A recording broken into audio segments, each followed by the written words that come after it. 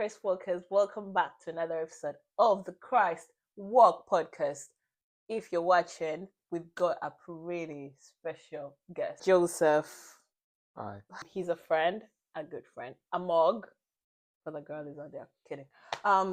He's. She's not kidding. Today we're gonna be talking about submitting to God and how that should look in our daily life and how we should do it. I'm just gonna ask you some questions so that will help you with the conversation. So what does submitting to God truly mean to you? Submitting to God, for me, I essentially think it's like you're giving up your control. But a lot of people think that's like giving up freedom as well. But like, as Christians, when we give up control, that's actually how we find freedom. It's a complicated thing, yeah. And people are scared of that, but that's the baseline. It's like you're giving away your life. Yeah. Well, it's not even yours. Yeah, true. Yeah. True. You're It wasn't yours to begin with. Yeah, that's true. Yeah. You're just giving it to the person who owns it. Yeah, you're returning the keys To the owner, to the house owner, to the landlord. to the real, yeah, Yeah. yeah, because you're not even renting; it's borrowed. Is it? It's well, he's got the mortgage, and we're just his kids living in it. Yeah, and he allows us yeah, to have a room, but we need to keep that room tidy. and he wants to live in that room. He wants to live in that room as well. Like he wants to go inside and be like, "Oh yeah, now this is a good bedroom, not a messy bedroom." Can you share a story about a time in your life when you felt you had to actively choose to submit to God's will? A time I submitted to God was I finished uni and I really wanted like a ideal job kind of thing. And I thought, oh, hopefully I'll just get it straight after uni. Didn't get it straight after uni. I thought, okay, give it a few months, give it 6 months. But it took longer than I thought. And it ended up taking like 15 months. But as it got to like post 6 months, I was like, nah, this isn't good. And I was starting to be like, oh no, God, I deserve more. Like I've worked so hard to get to this point. I deserve this kind of job. And you deserve. Yeah, that's dangerous. It's a dangerous we thing. We don't really deserve anything, do we? We don't. And what God taught me in that waiting season was, I have got that technically ideal job last week, but like when I was in that period, God was teaching me like, whatever space I put you in, it's not about your glory, it's about glorifying Him. And so He wanted me to learn to love the colleagues I was with, etc., whilst I was there, so that when I go into the next job, I realize it's not about me having this ideal position or role. It's about how I'm loving the people there. And which I'm actually really glad about, because there was a situation with my new job this week, which wasn't bad, but it was a bit frustrating.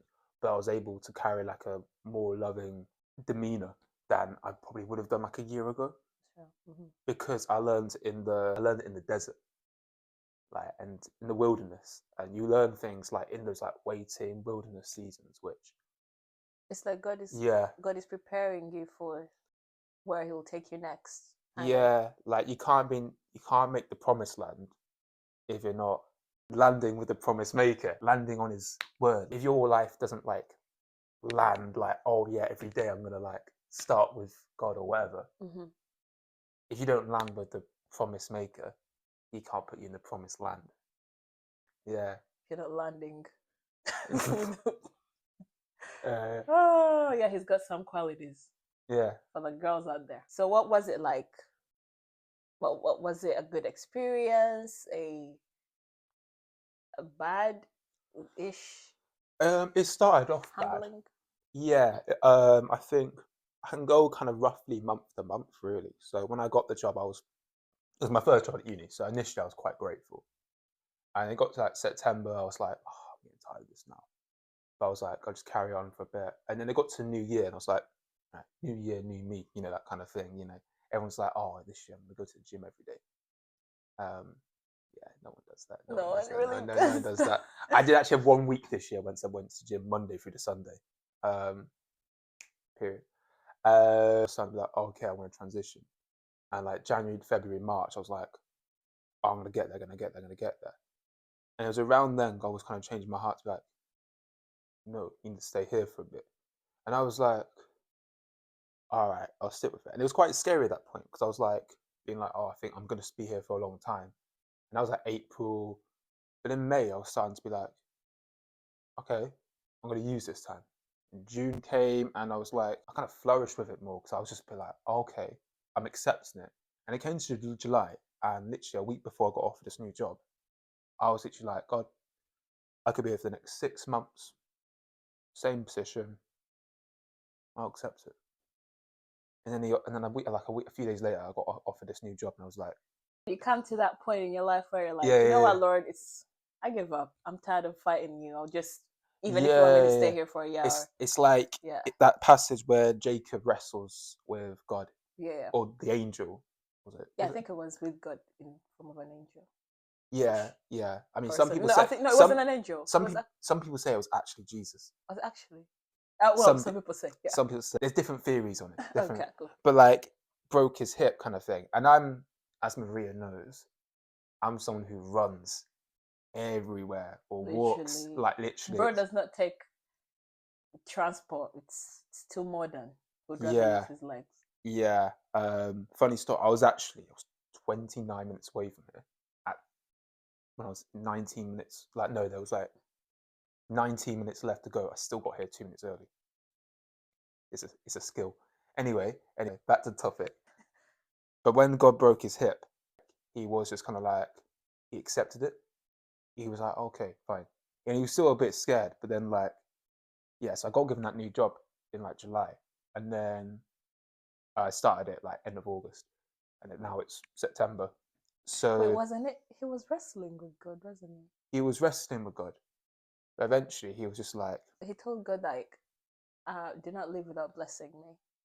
yeah, yeah, and but for God to do that, he had to take away what he could do, just run away from everything. And so he had to walk with a Oh, limp. right, And yeah. because he had to walk with a limp, it was kind of like, I'm going to be blessed, Mm-hmm. but God's not going to allow me to use my own kind of solutions, if that makes sense. Like, he's not going to make my, like, let's Yeah. say, oh, yeah, I'm going to get through this with my own logic. I'm going to get through with it my own wisdom. I'm going to get through with it with my own kind of like initiative. Because, like, no, you're going to get through with it because of me. And that's what I kind of learned. And but I'm really grateful he did that because I'm able to love people more in this new Better. role Yeah. than I would have done before. Less arrogance, and that's really important. So, yeah, thank you, God. How does the concept of submission differ from blind obedience? Hmm. And where do you see the line between these two? So, blind obedience for me is like I see it's anything where you're following something that's not based on knowledge, truth. So, essentially, God, right? Whereas submission to God is based on that truth. So, you can blindly blindly be obedient to things like money, career, sex, lust. They're not based on truth. They're basing it off like what the world says. Whereas if you're like submitting to God, you're basing it off the truth. And like his word is the truth. And he created the universe. So what he says, whether you call them rules, principles, commands, whatever you want to label it as, they're like principles and values that sustain the universe, or he created them by. So you follow them, it's gonna work. Whereas these other things they're just sinful, or they're created things. Like greed is just sinful, but like a career is a created thing, which is not necessarily bad. But it can be twisted, and I think it's really about what you're submitting to and whether it's based on truth. So like we also have like pastors and vicars, bishops, whatever you want to call them in churches. If they're following God and then you're being submitted to them, that's also submitting to God. And it's based on truth because it's like a line which God's allowed. like Moses didn't go in charge of everyone. He got people to make leaders of tens, hundreds, etc. But if the like one of those leaders, all those leaders were like, oh no, we're gonna go, we're gonna worship um, Actually, some yellow dog or a tree or a golden calf or whatever. Like at yellow that point, it's dog. like that's blind obedience. Yeah. Um. So, what are some of the biggest obstacles or fears people face when considering submitting to God? I think people fear. They fear like the uncertainty, like they like to be in control and not having like a clear, straight path of what their life is going to be like. Yeah, they want to know what comes next. Yeah, yeah, I and agree. not just next, Like, oh, like in next 50 years to come. 50 years to come. Yeah. They want to know that they're going to be all right. Yeah. They don't want to know.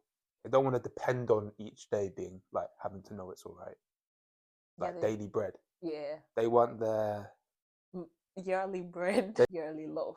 they want their yearly loaf. People don't like the idea of giving up their life to someone else. Yeah. Like they want to be like they want to determine their path. Have you ever felt like that as well? How did you overcome that? I think at different times you have different fears. So like as a teenager, it was like a fear of the future. Yeah. You know, like it's you really doubt. I've worked with a lot of like 18, 19-year-olds that feel like they're under a massive pressure to get it all done. And at their mid-20s kind of thing. Even now, we'd still relate to that Yeah, kind of like definitely. 16, 17, 18, 19, be like, oh, I've only got a few years left. Which it sounds funny now, but we all were in that space once. Do you know what I mean? So I think then that's one, and you kind of just got to trust because they're a busy few years as well, 16 to 19 slash 20. So that's just that for me was just like trusting that God has a bigger picture. Yeah. Like I was still young essentially. Like, and I think now I'm more into like my kind of rough mid-20s. It can be a bit of a like fear of control, like Fear and like being uncertain. uncertain. Yeah. You want things like to like you want your life to be sorted out. But even the old people though, even if you're old, like God has his own timings, isn't it? Yeah, like Abraham and thingy, like they got a child at what 100 or whatever. Yeah, that's pretty old. And Yeah, so but hey, there is nothing that's impossible. there is nothing that's impossible. Yeah. Which is interesting because people want to be in control, but the only one who can sustain that level of high stakes is God. Literally, because he sees everything. Yeah. So it's best just to be like we need his peace for a reason. For real. Yeah. For real. We need to sit back and chill. Like, come on, guys, relax. It's not that deep. Yeah. Especially sometimes that deep, but it's not. Yeah. With God in charge. Even when it is deep, it isn't deep. It isn't. It's never it too isn't. deep for God. It isn't. Yeah. Yeah. Literally. What does daily submission look like for you? And are there any specific practices or disciplines you use to orient your heart, your perspective towards God? So that there's obviously like the two, like prayer, read your Bible kind of thing. Not just like pray like 5 minutes without stopping. Like you want to be still as well. You want to like let God speak into your circumstances as well. Like there's other things like fasting as well could help. Being at church consistently, those things, because you want people to like speak into your life as well. Yeah, being surrounded by community. Yeah. Like gonna speak truth to you, tell you like, don't fear, because the land is good. Yeah, like you just need people that are going to speak, are going to see beyond your circumstances, are going to help you look beyond that. Yeah. Because it's bigger than that. It's not what. God is bigger than that. Yeah, God is bigger than that. Yeah. Psalms can help. David often was quite fearful in those, but by the end of it, he was often a bit more like, okay. Yeah. So it's like you just cry out as well, like tell God how you actually feel. Yeah. Submitting to God is essentially surrendering to God. Mm-hmm. Like submission has like it's quite a loaded term. Mm-hmm. We've got quite a thing against it, but Yeah. what it really is, it's surrendering our small lives really to someone who's created all the time, Mm-hmm. everything, and just being able to like see our place. Like, and our place is like God loves us. We are like compared, like see all those planets and stuff. Our lives are just like a little, but God sees it as really important. Mm-hmm. If it's just this small, and God sees it so important, Mm-hmm. and He's got the whole universe, Mm-hmm. and He's created everything all every time. Do that. Yeah. That's Come just on. for him. Literally. For him, that's just him looking after like a grape, like or a strawberry. Like Right. we're thinking it's a whole like church lunch. Do you know what I mean? Like where everyone's like busy, got to feed like 300 people. God can feed 5,000 with 5 bread and 2 fish. Mm-hmm. Relax, Chill. chill. How do you navigate a situation where God's will seems to conflict with your own desires, goals, or even what you think is best? Something that helps with that is, especially that bit about like thinking we know best kind of thing. It's like, It's giving pride. yeah, and also does like your logic align with God's wisdom? If it's prideful, definitely not, because humility is style of wisdom. It's being the wisdom. So if it's prideful, it's not wise. God opposes the proud. Yeah, He does. He loves the humble, innit? Is it love? Shows favor to the humble. Yeah. It's about giving our like desires and like goals to God as well. More like surrendering them to God, isn't it?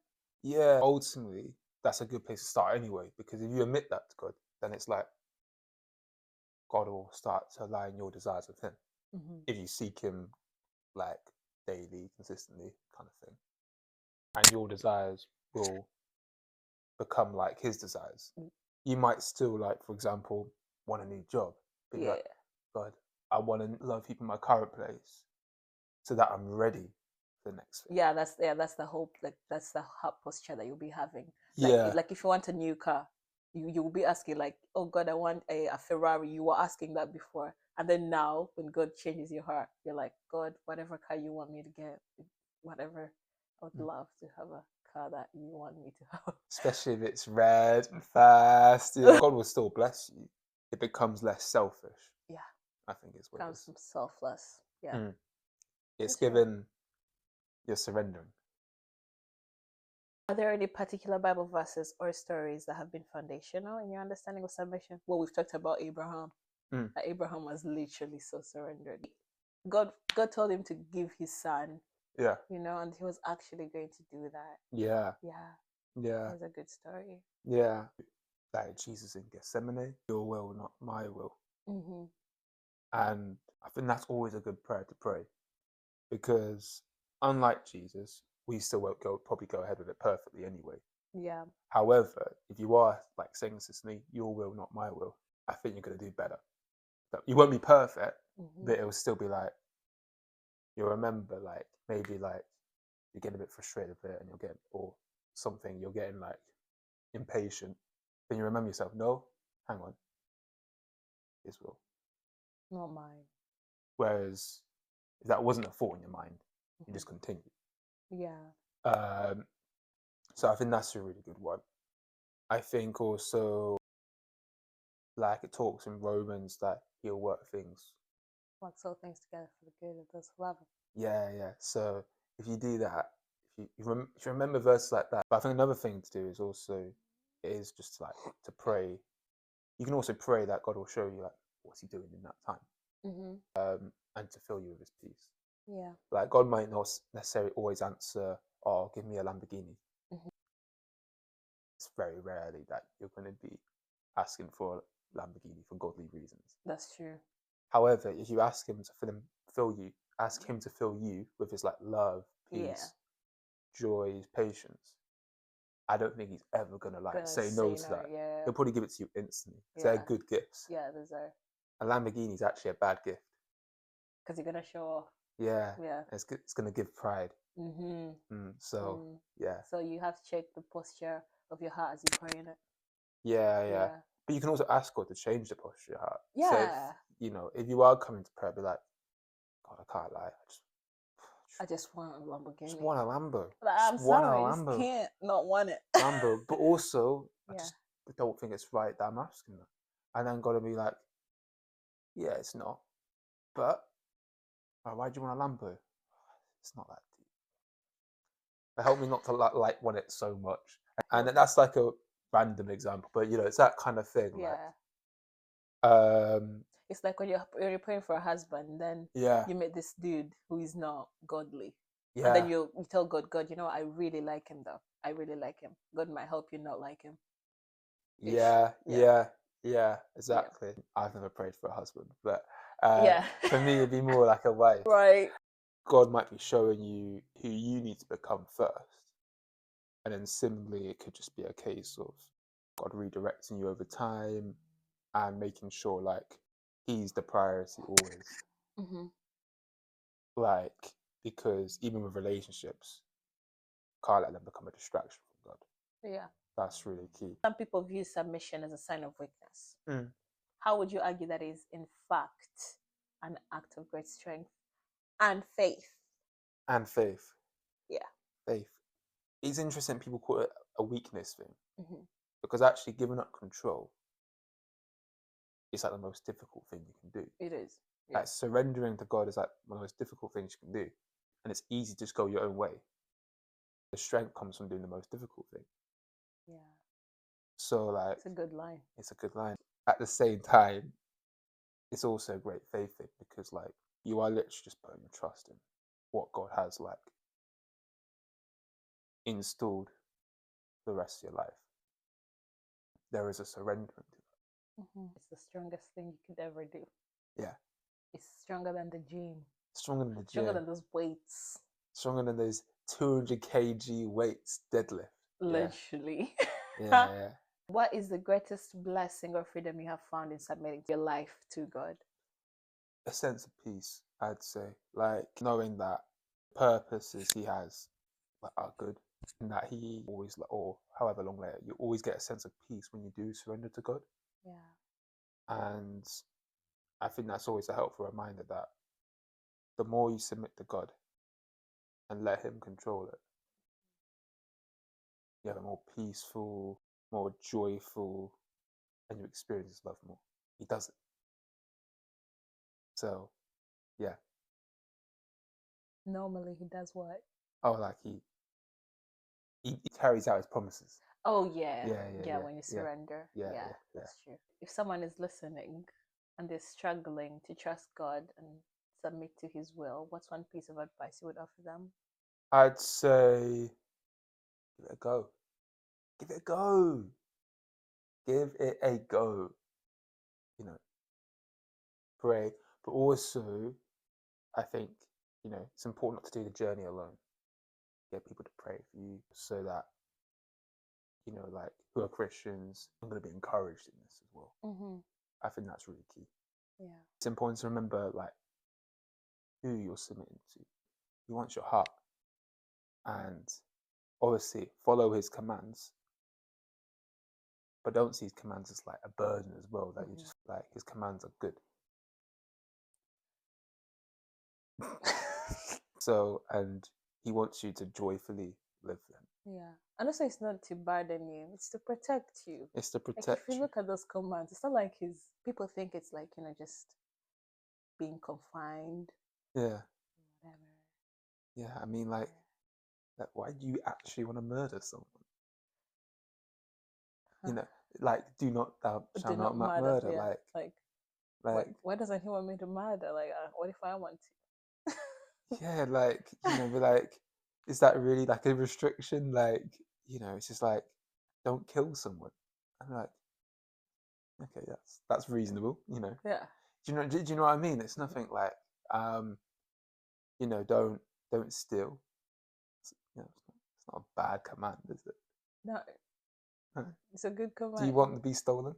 Do you want to be murdered? Do you want to be murdered? Yeah. Do you want to be stolen from? Nah. Do you want to be Yeah. kicked in the stomach? No, no one wants to be. The point of following God is to seek his heart. Yeah. and let him change your heart so that you want his heart, and that following him isn't about yourself, but about him. Yeah. Right. Yeah. Yeah, I love that. I Yeah. hope you guys loved that. Yeah, Yeah. he's a good mug right here, yo. Anyways, thank you guys for listening to the Christ Walk podcast, and I hope you learned something from that. Give it up for Joseph. Thank you guys. Thank you. Bye.